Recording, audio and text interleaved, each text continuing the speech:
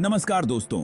जब कुरुक्षेत्र में महाभारत का युद्ध होने वाला था और अर्जुन युद्ध करने के लिए तैयार नहीं थे, तो भगवान कृष्ण ने उन्हें बहुत समझाया।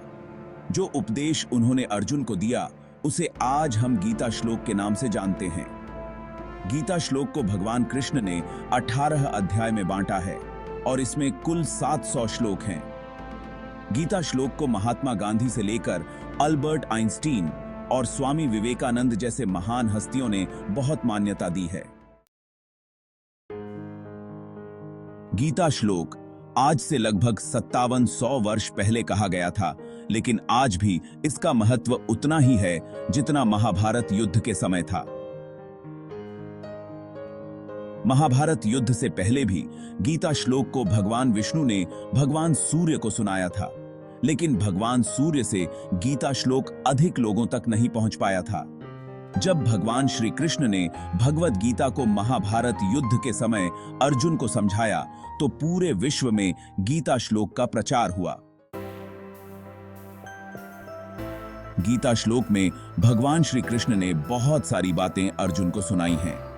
जब आप गीता श्लोक को पढ़ लेते हैं या किसी से सुन लेते हैं, तो आपको जीने और मरने का डर दिल से निकल जाता है। हमें बिना किसी फल की चिंता किए हुए कर्म करना चाहिए, क्योंकि कर्म करना हमारे वश में है, लेकिन परिणाम हमारे पास में नहीं है। इसीलिए जो हमारे बस में है वह हमें करना चाहिए, और जो हमारे पास में नहीं है उसे हमें भगवान के हाथों में सौंप देना चाहिए। गीता हमें ऐसी बहुत सी बातें बताती है। हमें ऐसी बहुत सी गीता श्लोक को हिंदू ही नहीं, किसी और समुदाय के लोगों को भी पढ़ना चाहिए, क्योंकि गीता श्लोक भारत के लिए बहुत ही महत्वपूर्ण है। भारत विश्व का पहला सनातन धर्म वाला देश है और भारत के धर्म गुरु को पूरा विश्व सम्मानित करता है। भारत को विश्व गुरु भी कहा जाता था।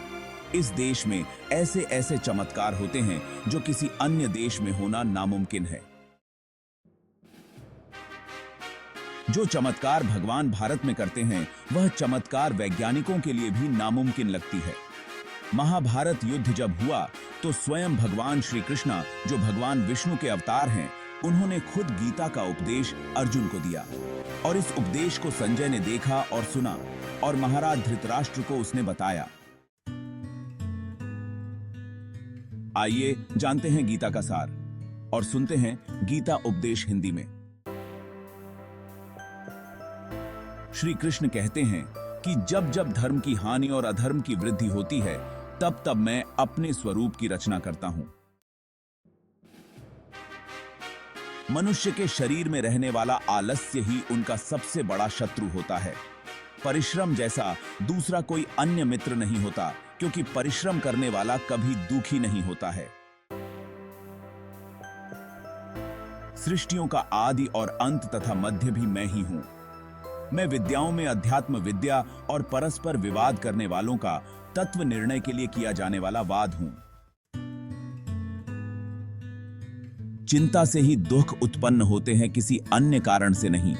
ऐसा निश्चित रूप से जानने वाला चिंता से रहित होकर सुखी, शांत और सभी इच्छाओं से मुक्त हो जाता है।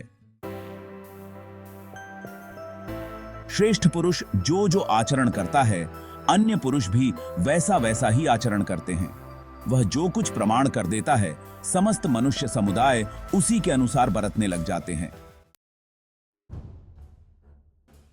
कौरवों में वृद्ध बड़े प्रतापी पितामह भीष्म ने उस दुर्योधन के हृदय में हर्ष उत्पन्न करते हुए उच्च स्वर से सिंह की दहाड़ के समान गरज कर शंख बजाए। जो न कभी हर्षित होता है, न द्वेष करता है, न शोक करता है, न कामना करता है, तथा जो शुभ और अशुभ संपूर्ण कर्मों का त्यागी है, वह भक्ति युक्त पुरुष मुझको प्रिय है। निसंदेह कोई भी मनुष्य किसी भी काल में क्षण मात्र भी बिना कर्म किए नहीं रहता, क्योंकि सारा मनुष्य समुदाय प्रकृति जनित गुणों द्वारा परवश हुआ कर्म करने के लिए बाध्य किया जाता है। जो मूढ़ बुद्धि मनुष्य समस्त इंद्रियों को हठ पूर्वक ऊपर से रोककर मन से उन इंद्रियों के विषयों का चिंतन करता रहता है, वह मिथ्याचारी कहा जाता है। जो मुझको अजन्मा अर्थात वास्तव में जन्म रहित, अनादि और लोकों का महान ईश्वर तत्व से जानता है, वह मनुष्यों में ज्ञानवान पुरुष संपूर्ण पापों से मुक्त हो जाता है। मनुष्य न तो कर्मों का आरंभ किए बिना योग निष्ठा को प्राप्त होता है और न कर्मों के केवल त्याग मात्र से सिद्धि को ही प्राप्त होता है। जो पुरुष मेरी इस परमेश्वरीय रूप विभूति को और योग शक्ति को तत्व से जानता है, वह निश्चल भक्ति योग से युक्त हो जाता है। इसमें कुछ भी संशय नहीं है। संपूर्ण प्राणी अन्न से उत्पन्न होते हैं। अन्न की उत्पत्ति वृष्टि से होती है, वृष्टि यज्ञ से होती है और यज्ञ विहित कर्मों से उत्पन्न होने वाला है। कर्म समुदाय को तू वेद से उत्पन्न और वेद को अविनाशी परमात्मा से उत्पन्न हुआ जान। इससे सिद्ध होता है कि सर्वव्यापी परम अक्षर परमात्मा सदा ही यज्ञ में प्रतिष्ठित है। ज्ञानी महापुरुष विद्या विनय युक्त ब्राह्मण में और चांडाल में तथा गाय, हाथी एवं कुत्ते में भी समरूप परमात्मा को देखने वाले होते हैं।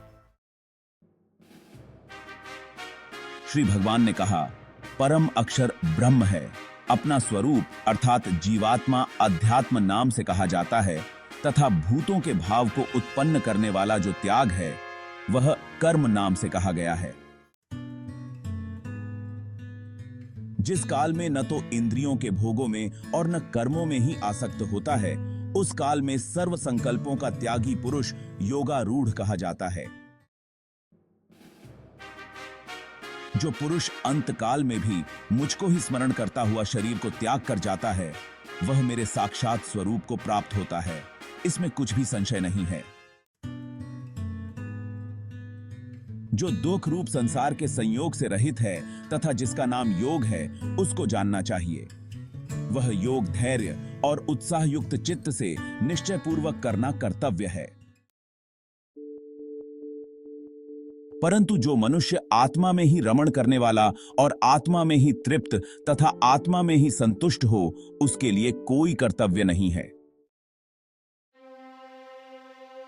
अनेक आश्चर्यों से युक्त यह विश्व अस्तित्वहीन है, ऐसा निश्चित रूप से जानने वाला इच्छा रहित और शुद्ध अस्तित्व हो जाता है। वह अपार शांति को प्राप्त करता है। दोस्तों, आपको आज की वीडियो कैसी लगी? अगर अच्छी लगी हो तो लाइक करें और सब्सक्राइब करें। हम बाकी श्लोक जानेंगे अगली वीडियो